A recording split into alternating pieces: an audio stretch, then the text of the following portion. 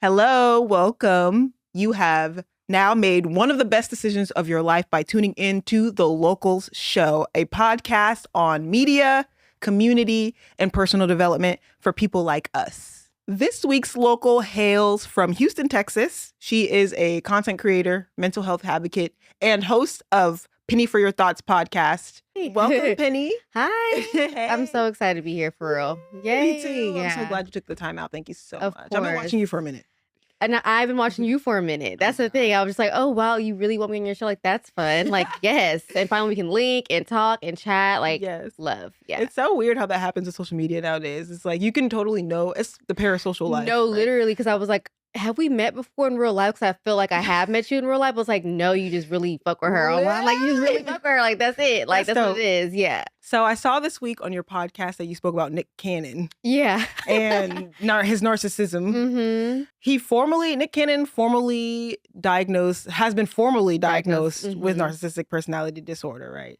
And I kind of had like a little bit of an inkling. Yeah, I don't Dr. like to- Bryant was saying it like for the longest. She kept saying it every time she was on the show. She was like, okay, that's what you are. Like, you are a narcissist, but he's not like the one that we all think about. He's not like one of those ones that are like emotionally abusive. Yeah. He's not tormenting people. It's more so like the ego inflation and Yeah. things like that, you know? So it's Yeah. kind of, yeah. It's because there's a spectrum. There's a spectrum when it comes to it. Yeah, and which I don't think I knew it was that. And I feel like we all have those narcissistic traits within us, Yes. honestly. So it was really cool for him to open up and talk about that. I was like, oh, Yeah, wow. Like, I agree. a lot of people are out here walking around with those same exact traits, you know? So I was like, that's dope to talk about. Especially in like when it comes to pursuing a creative career, that delusion. That you need it. And when it comes to even him being a child star, like that's where it Yes. really came from. I feel like if you're a child star and you are literally feeding your family at a young age and you are told that you're special over and over and Yes. over again, why would you not think that you're like the most special person that walks in the room? And like that's kind of what narcissism is. It's like you think that your word is like the highest word of all, and like and that you're just like better than someone else. When we're all human beings, we're all the same, we're all on an equal playing field. But if you literally grew up being told that you're like the special and being treated as such, I feel like you could develop those traits. in a Yeah. sense. And that's actually his reality too. Yeah. So it's like, And he's not a bad person at all. Like, I love Nick No. Cannon, And he puts people honestly. on. And I was gonna He say, puts like, people for the on. child, Nick Cannon has given us so much as Black people and as Yeah. millennials specifically. Love Don't Cost a Thing, a Mhm. coming of age movie. Which there's Drumline. not enough Black coming of age movies, so that was a really profound movie. The dance, the Yes. like, that came back Yeah. recently on TikTok. I haven't seen it. Oh my God, it's cool. Yes, Yeah. it came back, Mhm. and then what was I gonna say? All That. All that, literally all that. I forgot about Yes. all that. Yes, it's like Saturday Night Drumline, Live. Wild and Out. Yes. Like, let's be for real. Like, Yeah. he's done everything. But you know what's so crazy? Another, I guess, trait of being a narcissist is the fact that you think that you're the person who's supposed to put everyone on. Oh wow. Like, have you ever had a friend who it's like, okay, they have all their shit together, but they take it upon themselves to like pick everyone up like all the time, like Yeah. that's and like carry people with them. I don't think that's a bad trait at all, and in a sense, but that's like another thing like that they have. This is like a little bit of a God complex. It's a a God little bit. complex, like a savior complex, savior, etc. But yeah. it's like what's really happening though is like there's so much like pain within themselves that like that's just like a shield of protection. Like that's how they protect themselves is Yeah. by being that way. So how do you process that? Like, how do you process Nick Cannon's announcement? Because I know you said from your perspective that you Mhm. thought it was a great thing, and so do I. Yeah. I'm like, for him to be honest and vulnerable. I was really just like my whole thing was like, okay, we finally realized why he had 12 kids. I was Yeah, like, exactly. We finally 'Cause there was realized. a reason. It was like, hold on, like, why are you? Because for me, I was like, okay, maybe you're trying to like build like a village. Maybe you're trying to kind of like take, because I feel like he could be the kind of person to try to like just create his own, not even his own race, but like his Yeah. own tribe. I don't even know how Community to explain it. village, Community yep. village, like on some, like, it might be low key smart and regal. I don't know, but I feel like him opening up about that is going to allow a lot of other men, women, and people to like to see themselves more, because that kind of narcissism is interesting, because it's like you think like it's not really that harmful to others in a sense. Yeah. But it low key is. And I think it goes under the radar a lot, Yes. like that kind. It Like, I feel definitely like I does. might have a little bit of it sometimes too. Just as some, not in a bad, we all do. Yeah, Like as a creative, you got to have a little bit of narcissism to fuel. yeah, you to be think you able can to do like, anything. yeah, you Yeah. have to be delusional to think Yeah. that you could like just surpass everybody and like, I guess, bring your ideas to life. Like Yeah. that's actually a hard thing to do, and Yeah. it takes some of that. Yeah. So, And there's nothing wrong with, especially because earlier how we said he put a lot of people on, like to have you have a little bit of narcissism going on and it helped you push you this far in your career, but to then use that to put others in position. yeah. Like, And I think he's really good with that because he's not one of them people who are telling everyone who he put on. You know, those people Yeah. who are like, oh my God, like you know, Exactly. they make it their point to say like, you are my son. Like, you know, like I put you on. He's not one of those types, but I do know a lot of people who like, they think that it is their job and their role to bring up the hood with them or whatever. And it's just Yeah. like, you're doing that for yourself. Like you're doing that to look like the savior. Like it's not for that other person. Because half the time, those people don't even want to do what you're telling them to do.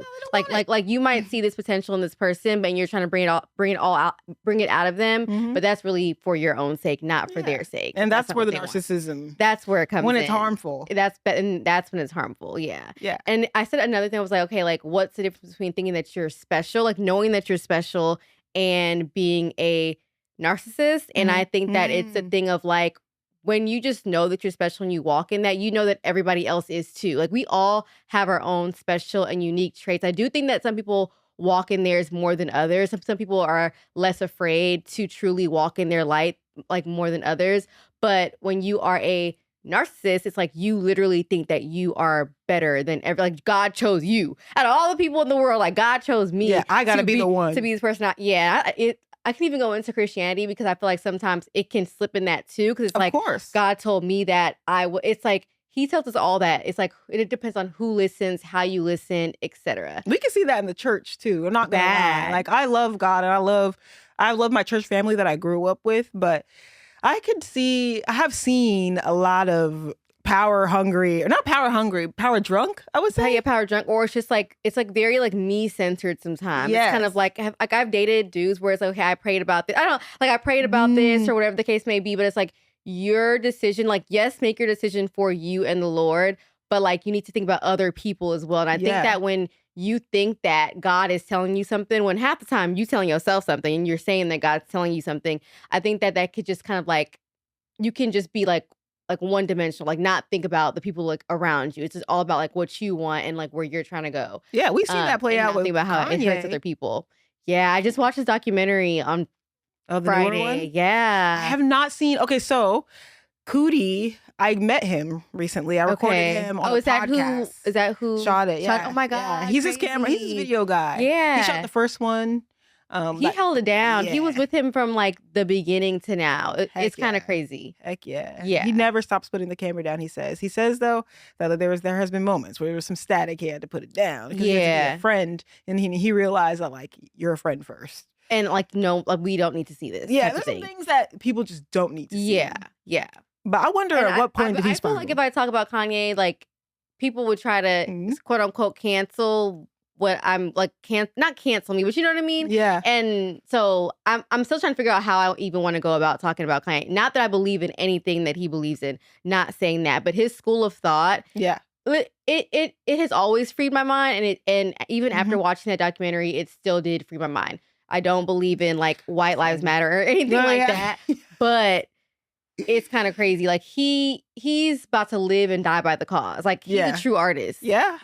And how do you even like, I'm walking on that same line with you where I'm like, damn, I'm so inspired by Kanye. I'm so But he's inspired. so crazy. And I think I want to just say I'm inspired by his school of thought. All that he was trying to say is we should be able to have freedom of speech. Like we should be able to say and feel how we want to, and they're censoring us more and more and more. Like even just me saying, oh, I watched the documentary, there could like in the comments could be a bunch of people saying, oh my God, that means that you believe in white lives matter simply because I went to go see the documentary. It's like people aren't able to like, people are just so black and white these days. Yeah. There's no gray area. Like there's no room to kind of even question or explore what you're thinking without it being like, you're right, you're wrong.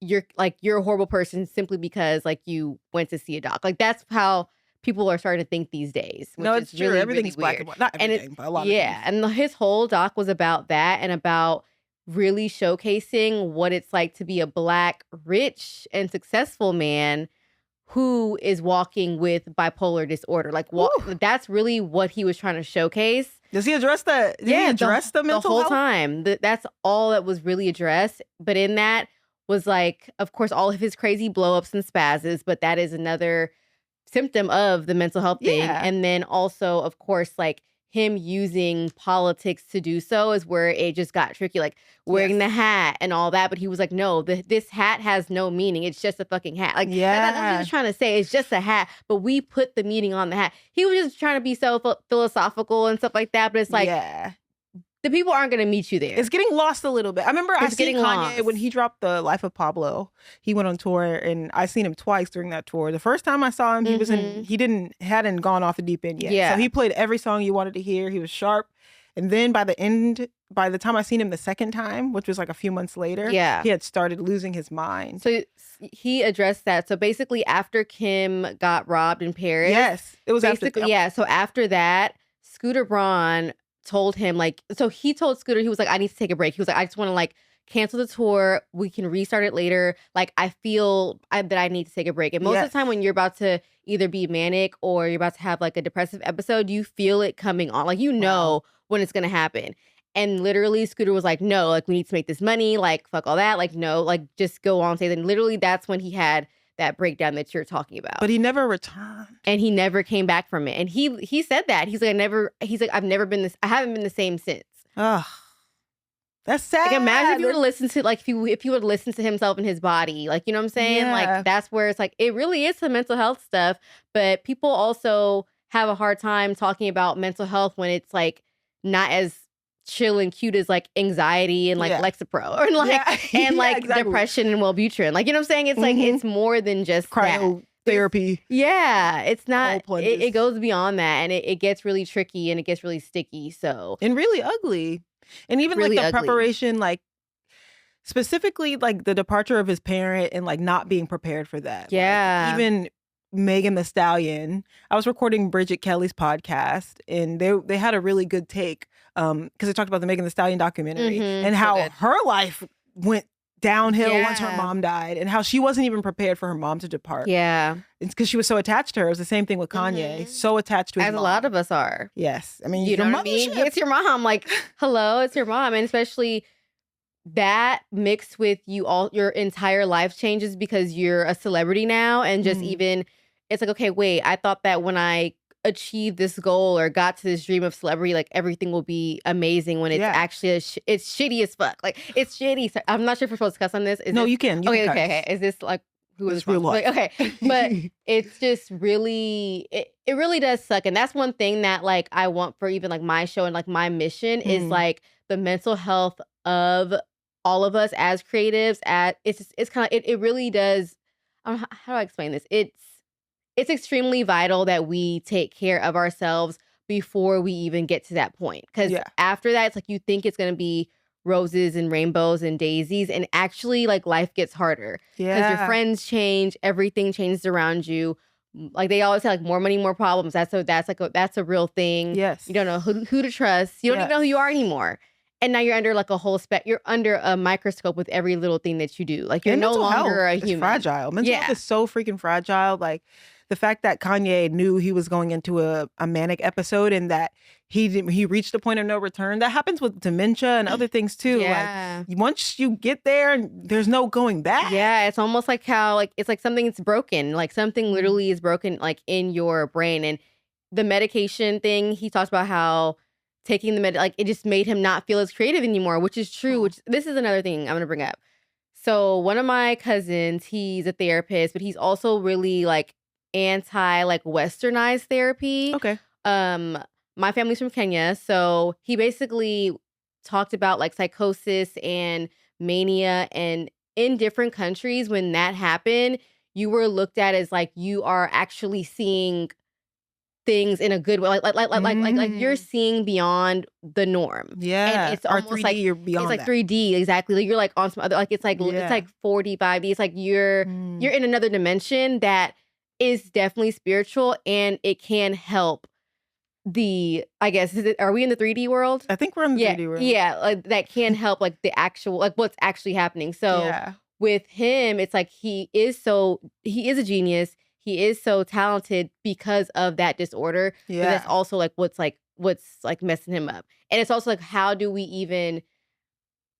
can a disorder like that live in this society, in Western society? Like how can it even exist in a sense? But when you take like shrooms or do like ayahuasca and like all those things, like in these other countries, like it's like a direct source like to the spiritual world that you're experiencing that can really like create new worlds, like build new things, like real innovative ideas come from that kind of thinking and like that space. Exactly. So I'm like, whoa, like, I don't know. It's crazy. It's all I miss crazy. the old Kanye, but I understand. I'm like, he's gonna go down in history. Like, and I'm like, you know what? I appreciate him. He's like, I'm going to live and die by this, and I am a true artist. Like on some Basquiat stuff. Like, he lost millions of dollars, billions of dollars because of this. He could have just took his medicine and kept it chill and been married to Kim still. And, true.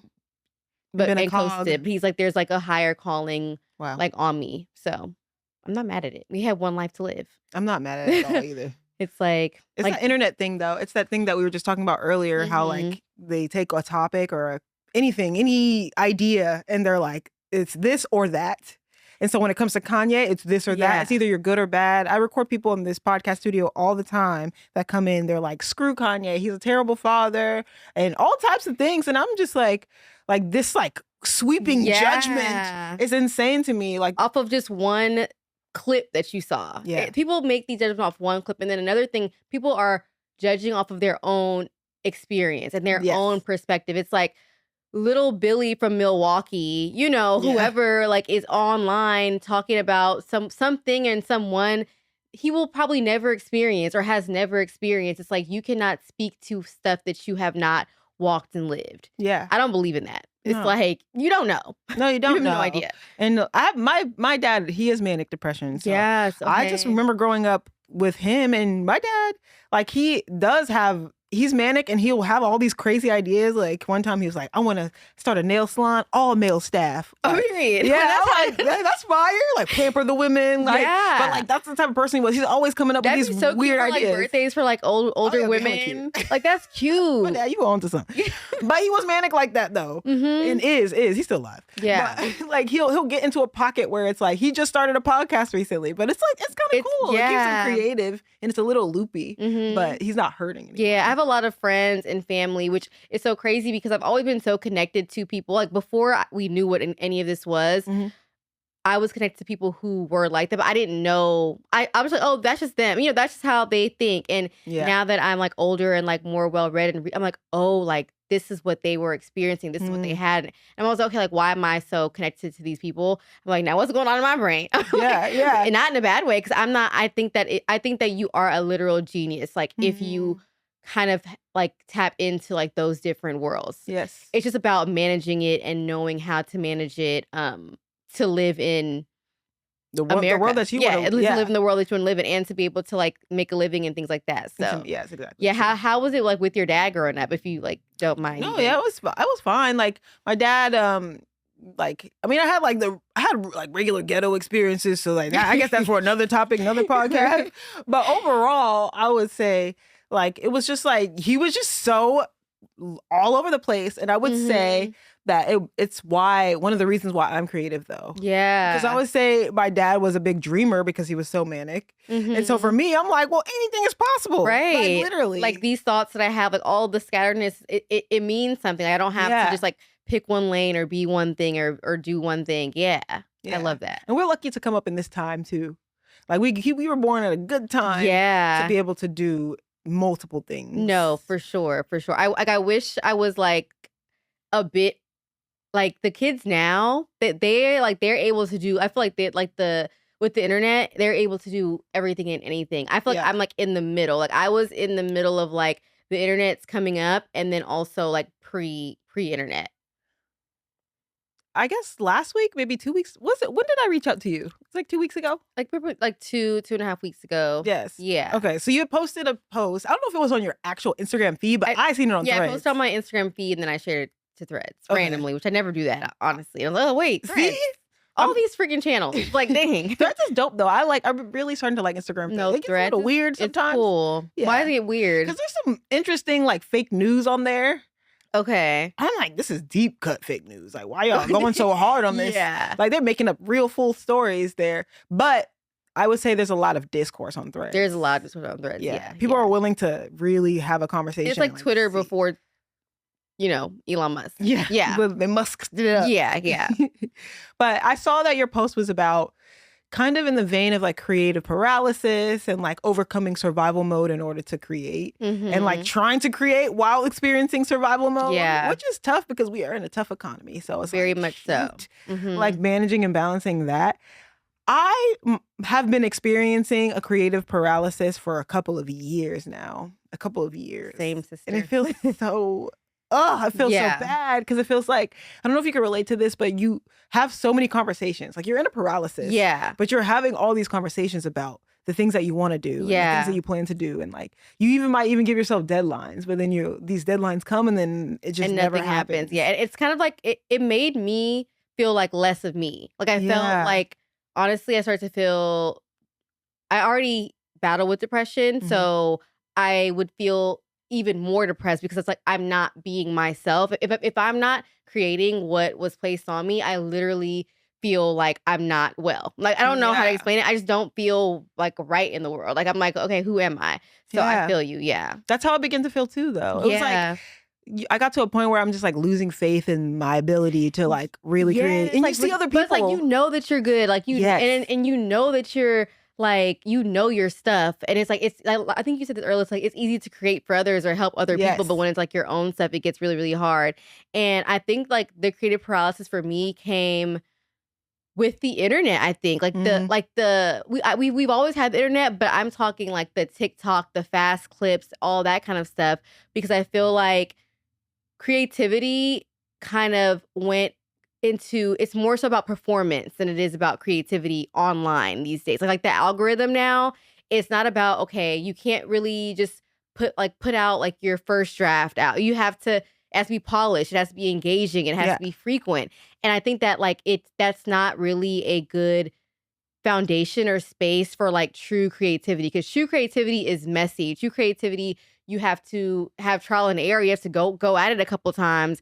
And I think that like with the internet and just watching everyone and seeing everything so polished and all of that, it scared me like more than anything. It really just scared me. It made me like overthink everything. And I already overthink. I'm a Virgo and just me, period. Like I don't need help. Yeah. So it's like, I don't need to that's overthink a creative anymore. Person too. Exactly. And it's like everyone's creative, but as someone who frequently exercises. And then like the longer you hold on to it, it's like harder to let it go. Because it's like now I'm putting it out and it has to be exactly what was in my head. So then you just overthink it and you revise it over and over and over again. It's like the best thing that like I think was me I gave myself my birthday as my deadline, and I was like, put it out. If it's ugly, if it's stupid, if you're saying like too much, I hate when I say like so much.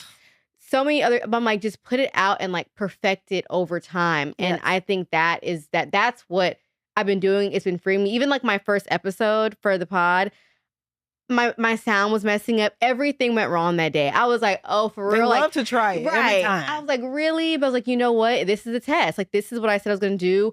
I'm putting it out. I have next week. I have another episode's coming out on Tuesday. Try again. We can do it again. Let's just actually have output. That is, and don't think about the money. Don't think about like what's going to come from it. Just think about, okay, like what do I want to say to the world? What am I trying to put out?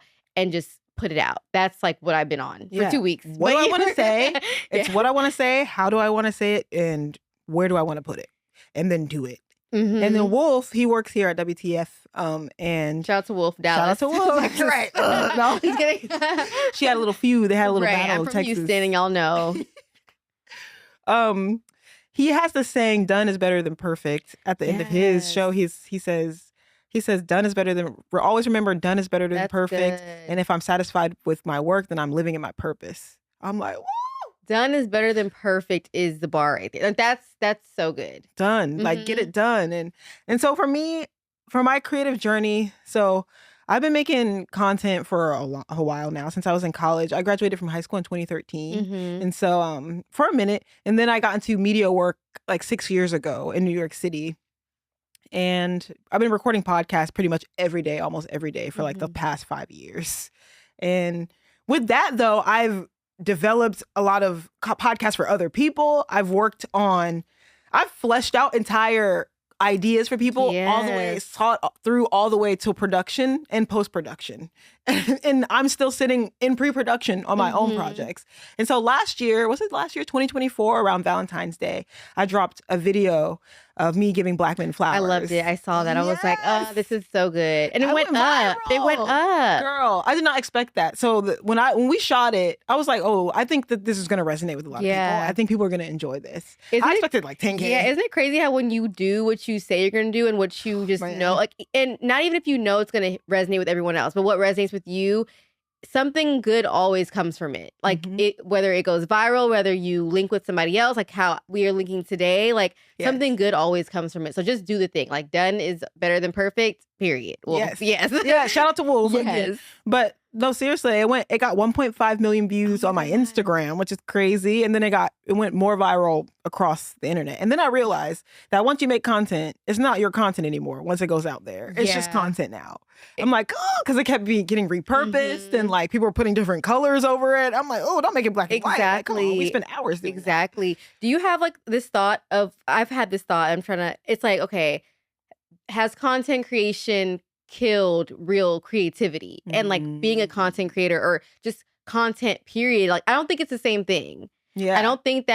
I think some content creators are true artists and creatives, but there's some content creators who are just feeding the machine. Like that is what they're doing, and they're calling themselves artists and creatives. Oh, there's a lot of those. It pisses me off a little bit, honestly. Well, you can always tell. You can always tell who's not an artist because it doesn't come from, you're not even like thinking in the abstract or like pulling from anywhere. You're kind of following the formula. Yeah, and just redoing what's been done and what's going up on the algorithm. I had a problem at first with TikTok's voiceover like videos. You know how like, I didn't understand that. I was like, how is this entertaining? But now I'm like, this is so entertaining. Okay, yeah. Because it's like so many variations that you can, like, I think that's where the creativity does come in. Yeah. When people like, the story around sauce on it. Yeah. Exactly. Like, what's the context around yours? It's a little creative. Yes, true. You have to be able to tell a story. Like, exactly. You get a little point. Exactly. A gold star.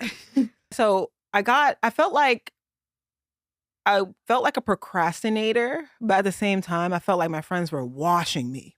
Like I was going online and my friends are photographers and they're working with this person and that person and they're just putting their content out. Even Wolf, when I first met him, I think he had 6,000 followers on Instagram. Like he started his podcast and he just went crazy. He's been consistent since.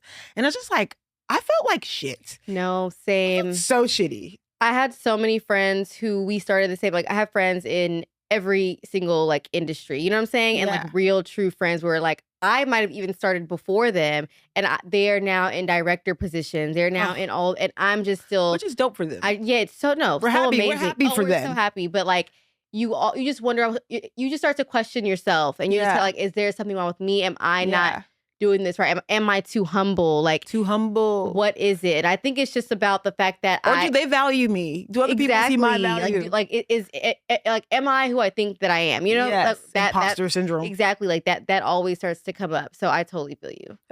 And then I'm working alongside of these people who are doing these really amazing things, and I'm doing the production. So it's like you're capable. They have the platform, right? But you have the skill. Yeah. So you have to understand that, and you have to pour back into yourself.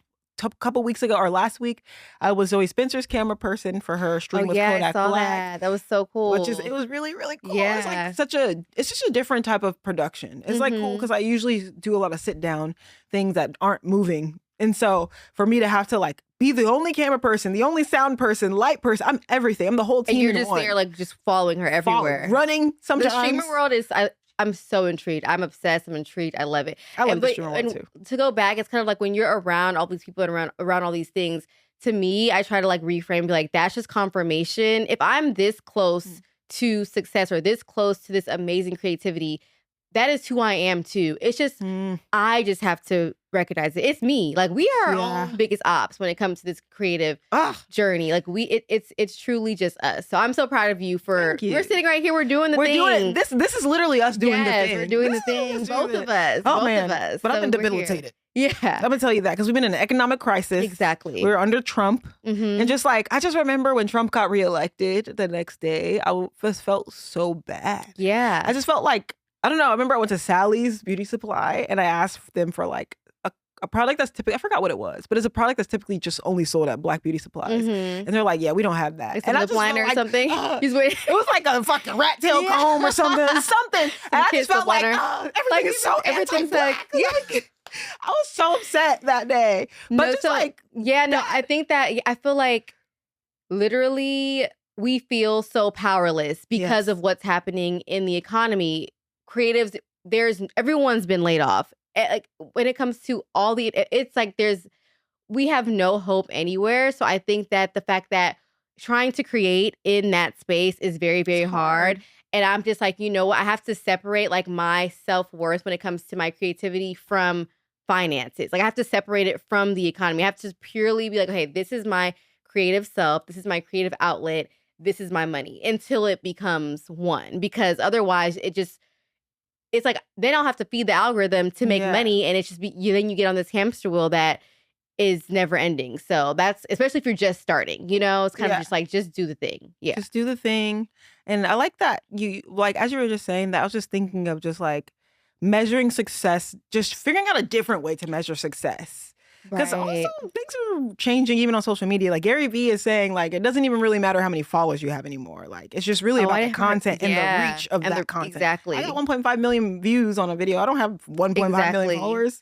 So I'm like, you know what? He's right. And it's going to keep changing. So it's like if we just abide by what's happening now, we're gonna be mad forever. We're gonna be mad forever. So it's like exactly. So you got to choose that battle. Exactly. And I love that you said like, what does success mean to you? Yeah. And it's not always like 1 million followers. It's not always $1 million. But it's like did that step get me to the next step? I feel like that's success. Exactly. And for me right now, it's like, did I do what I said that I was going to do? Yes. That is success to me every day right now. When you don't do what you said you was going to do? It's the worst feeling in the world. And you just end up like bed rotting and scrolling and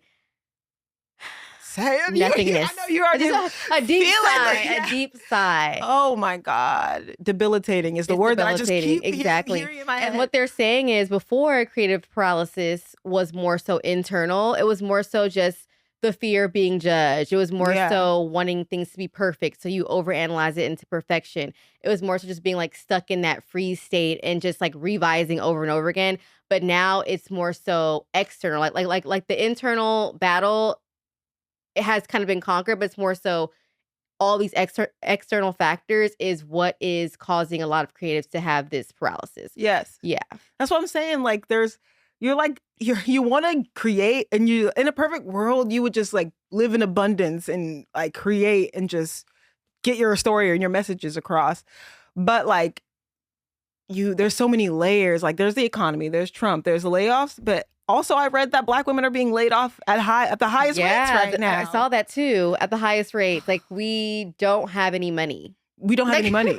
Like like I'm not sure if you've heard of Maslow's hierarchy of needs, but literally like the bottom foundation is like food, safety, shelter, and that is like you can't even reach like your full creative self or self-fulfillment if you don't have those intact. And if you don't know where your next check is coming from, like that is threatened. Like you are in actual like fight or flight mode. Like you feel threatened. Yeah. So how you're can preparing you create? For the ball to drop? Yeah. So you're in free state. Yeah. Yeah. Yeah. I was definitely in that space for a long time. Same. So I went to therapy, and my therapist was like, "Girl, we need to make a plan." Yeah. I was in that state until I found a new role and position that was completely outside of the creative world. Like really? Completely outside of it. Yeah. And that's when I was able to separate my finances and like how I'm going to eat from I my see what you mean. creativity. It still kind of blends in there a little bit, but it's not. I don't have to be super creative at my job, so I'm able to separate the two for now until I'm able to eat off of my creativity. Exactly. And so I there's think nothing that's wrong really with smart. that. The temporary. Yeah, right. Tabitha 'Cause Brown said shoot. that, and everybody got so mad. Do you remember that? Yeah, I heard Okay. that. I heard that. But we in this economy, in this current 2025 America, like you just have to. You got to get it. You got to have some income. You do. Whether it's like try to get you a little part-time, even if you have to live with someone else and not pay rent and get it part-time. Yes. You have to spend money to make money. You just do. Exactly. And then another thing is, okay, like if you do make like a podcast, for instance, like it costs for most people to be able to like create their podcast. Yes. If you don't even know, it's like, okay, I can create this now, but then you don't even know if you can create the next thing because you don't know, where your money's going to come from to create, So it's just so much that goes into it. Also, something that was really stopping me, because even when I was in the creative flow, it was like the saturation of just advice out there on the internet. And also, I don't know, I feel like there's a lot of people telling me like where I should be. Like this is what success is. Like earlier we said we have to define what success is for ourselves. Right. And it needs to be reasonable. You have to have milestones. But there was like a lot of talk of niching down. Right, which is important. Like it's important to find your lane. Like niching down is just finding your lane. Like what do you like and talk about it. But I'm just like, I think I was overthinking the niching part. You were niching too hard. I was over niching. But it's like, girl, you are being a human being is being niche. Literally. That is very much so true. I hate the whole niching down thing, and I just hate like we just talked about this like the whole black and white mentality and stuff like that. I think that we who am I to just simply and what's crazy about the internet is that once you just need, like, the whole internet is going to see you as that one thing. Yes. They're not going to be able to see you as anything else. Even if you try to do something else, then it's going to be a shit show. If you try to do that. Weezy, the owner of the studio, she said when I dropped the flowers video and went viral, she's like, you should change your name to Flower Bitch on Instagram. I'm like, girl. Because she was like, you gotta capitalize on this. But that's how people think. I think there's a balance in like capitalize off one thing and then move on to the next. But I do believe in being like a multi-dimensional human being. But for whatever reason, the human brain loves to categorize and put people in boxes to like that's how people understand each other. Yeah. So that's like where niching comes from. But I've always been very much so like anti that. And even in my entire life, like everything about me is not like a niche.